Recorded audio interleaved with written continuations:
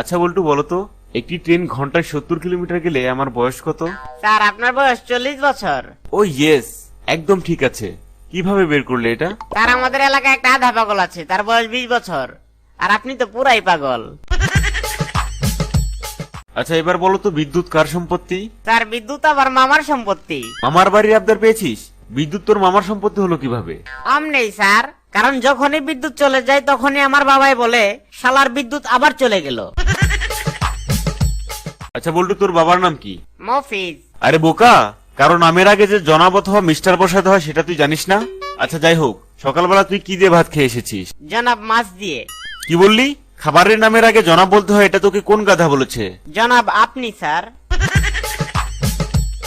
Sir আমাকে এবার fail করিয়ে দেবেন প্লিজ। কেন ফেল করতে চাস কেন? স্যার বাবা বলছে ফেল করলে লেখাপড়া বন্ধ করে দেবে, তাই সুযোগটা হাতছাড়া করতে চাই না। আচ্ছা বল্টু বলো তো, আমরা যেখানে দাঁড়িয়ে আছি এখান থেকে সূর্য বেশি দূরে নাকি আমেরিকা বেশি দূরে? স্যার আমেরিকা বেশি দূরে। কিভাবে? কারণ স্যার ক্লাসরুমের জানালা দিয়ে উকি দিলে আপনি সূর্য দেখতে পারবেন, কিন্তু আমেরিকা দেখতে পারবেন না। আচ্ছা এবার বলতো, ভালোবাসার আবিষ্কারক কে? China company. কিভাবে? কারণ স্যার এর কোনো গ্যারান্টিও নাই, কোয়ালিটিও নাই, টিকলে সারা জীবন, না টিকলে 2 দিনও না। বল্টু, আজকে তুই দেরিতে আসলি কেন? স্যার কি আর বলবো, একটা লোকের টাকা হারায় গেছিল। ও তাই তো বাবা, টাকাটা কি পাইয়া দিয়ে আসছো? না স্যার, টাকাটা পাইয়া স্যার নিয়ে আসছি স্যার, এর লেগেই তো দেরি হয়েছে। আচ্ছা বল্টু বলতো, যদি কেউ আমাদের স্কুলের সামনে বোম রেখে যায় তাহলে তুই কি করবি? কি আর করবো স্যার, ফার্স্টে 2-3 মিনিট দেখবো, যদি তিনি তার সম্পদ না নিয়ে যায় তাহলে টিচার্স রুমে জমা দিয়ে আসবো। আচ্ছা এবার বলতো, শিক্ষকদের স্থান কোথায়? কেন স্যার? আমার পেছনে।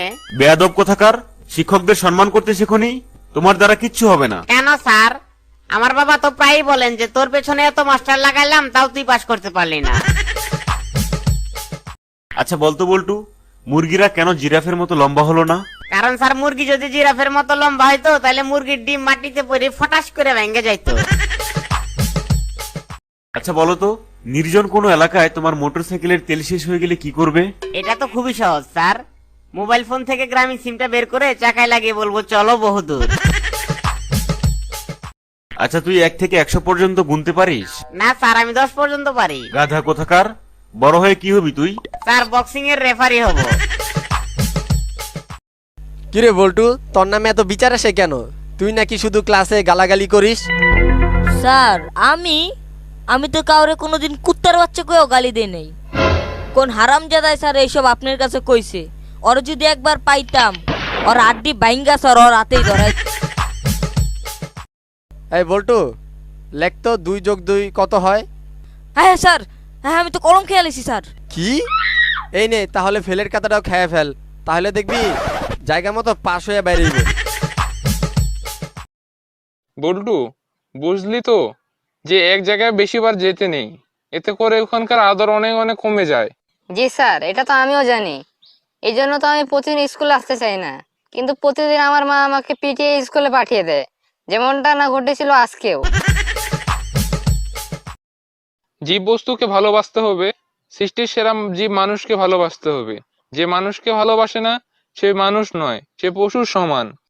তাহলে কি স্যার আপনার মেয়ে কি পশু নাকি, নাকি পশুর সমান? কেন আমার মেয়ে আবার পশু হতে যাবে কেন? সে তো জীব বস্তুকে অনেক অনেক ভালোবাসে। না স্যার, গত 1 বছর যাবৎ আমি আপনার মেয়েকে ভালোবাসি, কিন্তু সে একবারের জন্য আমাকে ভালোবাসেনি, এই জন্য বললাম আর কি। আচ্ছা বল্টু, এমন একটা প্রাণীর নাম বলতো যেটার প্রথম অক্ষর হ দিয়ে শুরু হয়। কি যে বলেন স্যার, আজকে কি শুধু বাছে বাছে সহজ প্রশ্নগুলো আমাকে করতেছেন? এটার উত্তর হবে হাতি। আরে বাহ বল্টু, উত্তর তো সঠিক দিয়েছিস। আচ্ছা এরপর আরেকটা প্রশ্নের উত্তর দে তো, এমন একটা প্রাণীর নাম বল যেটা শরীয়তে শুরু। স্যার এটা তো আরো সহজ, এটা হবে অনেকগুলো হাতি। হ্যালো বন্ধুরা, আমাদের ভিডিওটি যদি তোমাদের ভালো লেগে থাকে অবশ্যই লাইক, কমেন্ট এবং শেয়ার করো। আর হ্যাঁ, তোমরা তো জানো আমি বল্টু। আমার নতুন নতুন জোকস ভিডিও পেতে আমাদের চ্যানেলটি সাবস্ক্রাইব করো আর পাশে থাকা বেল আইকনটি চেপে দাও। ধন্যবাদ।